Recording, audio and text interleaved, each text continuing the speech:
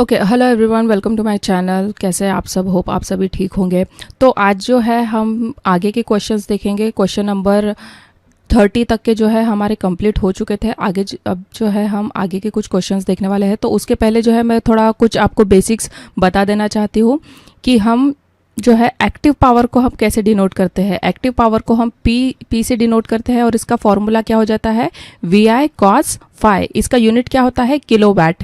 ठीक है, कभी कभी आपको ऐसा नहीं दिया रहेगा कि एक्टिव पावर है करके, है ना, सिर्फ इतना दिया रहेगा कि power is given this kilowatt. तो आपको समझ लेना है कि अगर वो किलोवाट में है तो वो एक्टिव पावर है।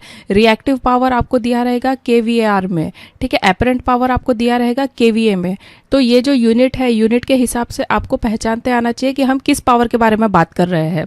ठीक है, तो एक्चुअल एक्टिव पावर क्या होगा, जो एक्चुअल काम करती है उस पावर को हम बोलेंगे एक्टिव पावर, मतलब कि यूजफुल पावर। नेक्स्ट आ जाता है रिएक्टिव पावर। रिएक्टिव पावर हम डिनोट करते हैं क्यू से। क्या हो जाएगा, Q is equal to V I sine phi. इसका यूनिट क्या हो जाएगा, के वी ए आर, जो एनर्जी स्टोर एंड रिलीज करती है। ठीक है, वो हो जाता है reactive power.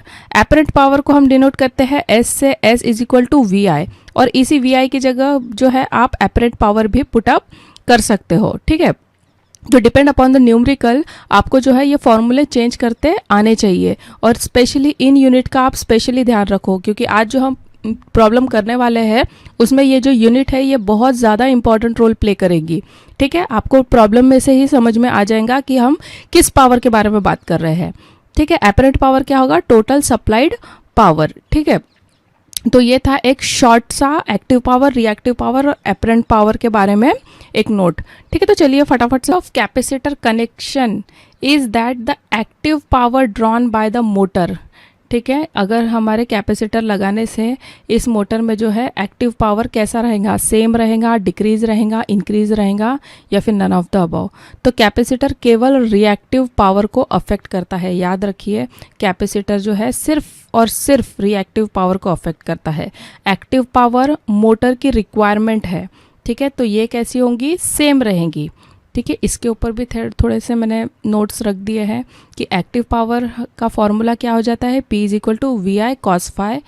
The motor voltage remains the same. ये कुछ पॉइंट है जो आपको ध्यान रखने हैं। मोटर का जो वोल्टेज है वो सेम रहेगा, मोटर का जो करंट है वो भी सेम रहेगा। किस केस में, एक्टिव पावर के केस में।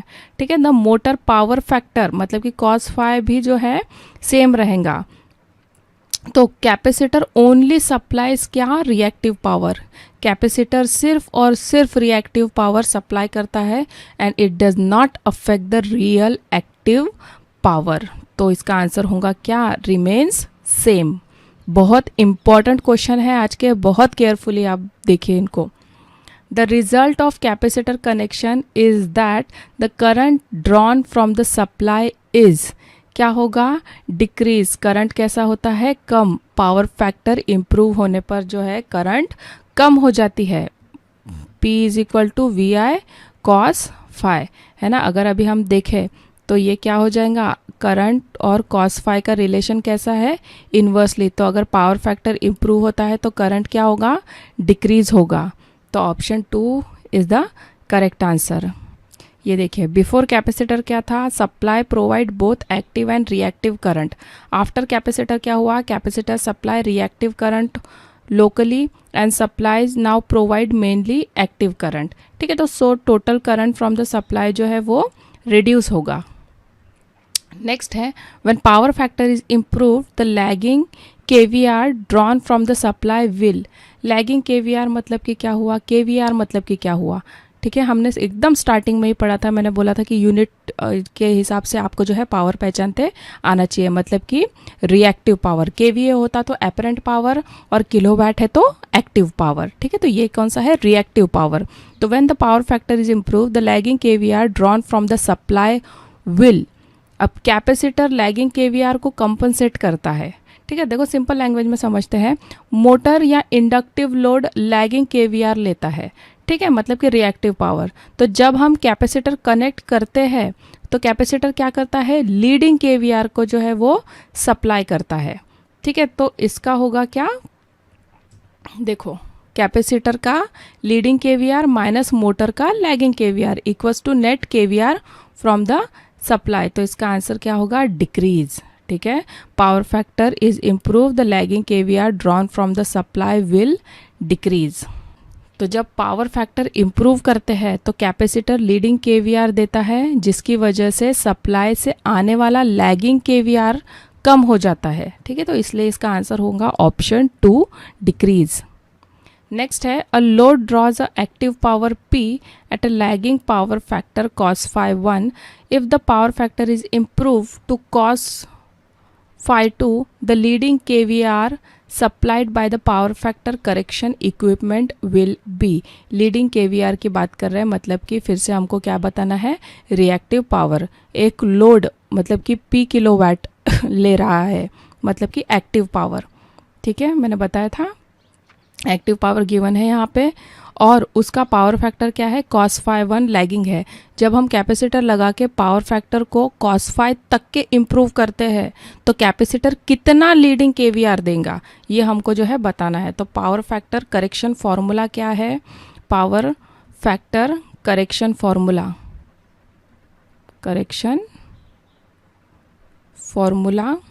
क्या है, Q is equal to P tan phi 1 minus tan phi 2। ठीक है, तो ये जो है आपको याद करना पड़ेगा। इसका आंसर हो जाएगा ऑप्शन 4। नेक्स्ट है, a load draws a power of 10 kilowatt मतलब कि P at a power factor of 0.707 मतलब कि cos phi, देखो न्यूमेरिकल पढ़ते पढ़ते ही जो है ना आपको डेटा निकालते आना चाहिए। The lagging KVR drawn from the supply is, KVR मतलब कि Q निकालना है हमको। ठीक है, एक टेबल में आपको दे देती हूँ जिसमें जो है ये सारी वैल्यूज़ है। cos phi अगर 1 है तो sin phi कितना होगा, tan phi कितना होगा, ये सब है इसमें। ठीक है, तो यहाँ पे cos phi कितना है 0.70, तो sin phi भी कितना होगा 0.70 और tan हो जाएगा 1। तो अभी हमको क्या निकालना है फिलहाल, लैगिंग KVR। लैगिंग KVR कैसे निकल जाएगा, Q is equal to P tan phi। ये जो है डायरेक्ट फार्मूला भी आप लिख सकते हो। अगर डायरेक्ट नहीं पता है तो आपको पता है एक्टिव पावर का फार्मूला क्या है, P is equal to VI cos phi। Reactive power का भी फार्मूला आपको पता है, VI sin phi। तो इसको जो है हम दोनों का जो है हम रेशो ले लेंगे। ठीक है, मैं ऐसे ही लिख देती हूँ इसको। ठीक है, VI कैंसिल हो जाएगा, P/Q equals to cos phi sin phi। इसको रिवर्स कर देंगे हम, तो ये कितना हो जाएगा, Q/P is equal to sin phi cos phi। मतलब कि Q क्या निकल जाएगा, Q इज इक्वल टू, ये क्या हो जाता है sin डिवाइड बाय cos, ये हो जाता है tan phi P। ठीक है, यही फॉर्मूला लिखा है हमने। डिराइव करके भी आ सकता है और डायरेक्ट भी अगर आपको लिखना है तो लिख सकते हो। ठीक है, तो ये आ जाएगा 10 और tan phi की वैल्यू कितनी है, ये हो जाएंगी 1। मतलब कि 10 KVAR जो है हमारा करेक्ट आंसर इसमें हो जाएगा। ऑप्शन 3 जो है वो हमारा करेक्ट आंसर होगा। नेक्स्ट है question number 37। A load draws a power of 10 kilowatt at a power factor of 0.70 lagging. If the power factor is to be improved to 1, the power factor correction equipment should supply the leading KVR equal to। ठीक है, तो हमको क्या निकालना है, QC।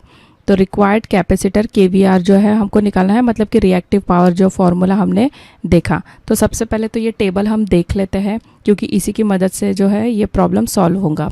तो क्या आ जाएगा, QC is equal to power factor correction leading KVR equals to P bracket में क्या आ जाएगा, tan phi 1 minus tan phi 2। तो पावर कितना दिया है, ये दिया है 10, phi 1 कितना हो जाएगा 0.70। cos phi अगर 0.70 है तो tan phi कितना हो जाएगा 1 माइनस, अगर दूसरा जो है पावर फैक्टर हम कहाँ तक के लेके जा रहे हैं, इम्प्रूव टू 1। अगर cos phi 1 है तो tan phi कितना हो रहा है 0, तो ये आ जाएगा 0। मतलब कि 10 और ये 1, मतलब कि 10 KVAR, ये हो जाएगा हमारा करेक्ट आंसर। ठीक है, ये जो टेबल है ये थोड़ा इम्पॉर्टेंट है, इसी टाइप के जो है वैल्यूज़ आपको मिलते रहेंगी। साइन फाई की, टेन कॉस फाई की, तो आपको जो है ये इजी पड़ेगा। ये जो है टेबल आप थोड़ा सा लर्न कर लीजिएगा, ठीक है। नेक्स्ट है, an alternator is supplied a load of 300 kilowatt at a power factor of 0.6 lagging. If the power factor is raised to unity, how many more kilowatt can alternator supply? ठीक है, तो load power factor P1 कितना हमने को दिया हुआ है, P1 दिया हुआ है 300 किलोवाट, कॉस फाई उसने दिया हुआ है कितना 0.6 लैगिंग। अब स्टेप 1 क्या रहेगा कि अल्टरनेटर की केवीए कैपेसिटी को हमको फाइंड आउट करना है, केवीए, ठीक है। अल्टरनेटर केवीए कैपेसिटी जो है हमको फाइंड आउट करना है। केवीए किस में रहता है, yes S, apparent power, P by cos phi, ठीक है। एपरेंट पावर का हमने फॉर्मूला लिखा है ये। अब S इक्वल्स टू P कितना दिया है 300 डिवाइड बाय 0.6, तो ये कितना आ जाएगा 500 kVA, ठीक है। ये हमारी निकल गई अल्टरनेटर की kVA कैपेसिटी। अब अल्टरनेटर की कैपेसिटी तो जो निकली है वो क्या रहेंगी, वो कांस्टेंट रहेंगी, ठीक है, ये कांस्टेंट रहेंगी। इसके बाद जो है हमको निकालना है यूनिटी पावर फैक्टर पे न्यू किलोवाट, ठीक है, यूनिटी पावर फैक्टर पर न्यू किलोवाट। तो ये कितना आ जाएगा, ये आ जाएगा P2 is equal to S into 1, है ना, apparent power into cos phi.